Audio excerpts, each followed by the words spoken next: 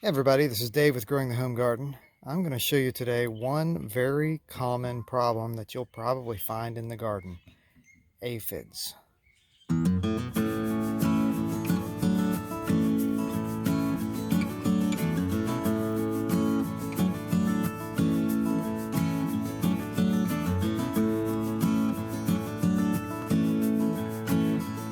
aphids are these tiny little insects.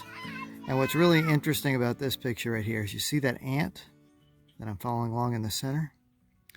Ants are like farmers with aphids, and the aphids are like the cattle.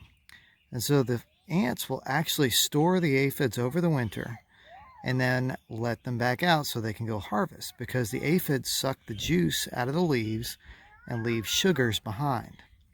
So there's kind of a little symbiotic relationship there between them. The ants protect them over the winter, and then the aphids come back out and produce something for the ants. Now, what's bad about aphids is they can cause a lot of damage to your plants over time, but they're not a huge problem as much as they are an annoyance, because they're very easily handled.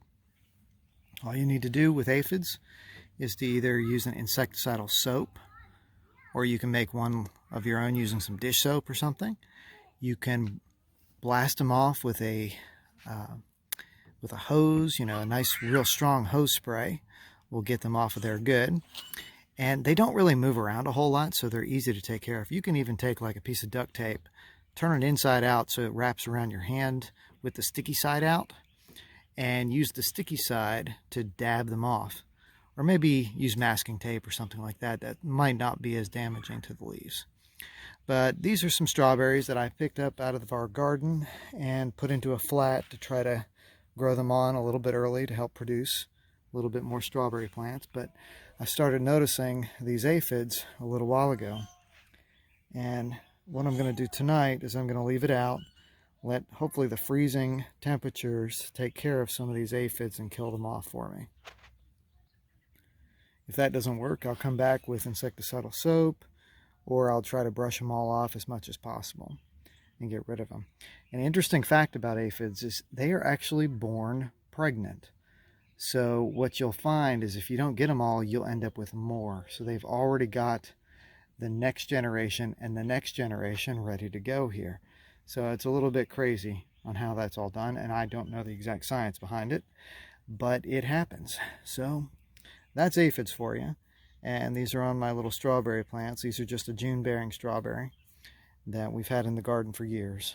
And so anyway, that's what you do about aphids. You just insecticidal soap, spray them off good, or you pick them off with some nice tape of some kind.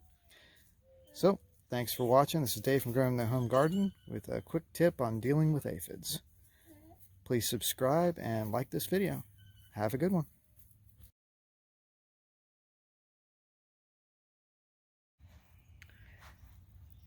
Here's an update on the aphids. If you take a look, I left it out overnight. Temperatures got down into the upper 20s. So we hit the freezing point, and most of these aphids seem to be gone. Of course, I've been keeping this in my greenhouse, and that's probably why they've all been thriving so much, is just because of the increased warmth from there, that it just never really killed them off. So you can still see there's some little white where the aphids were. I think those are ones that are dying off here, but greatly reduced the population of aphids there just by the freezing temperatures.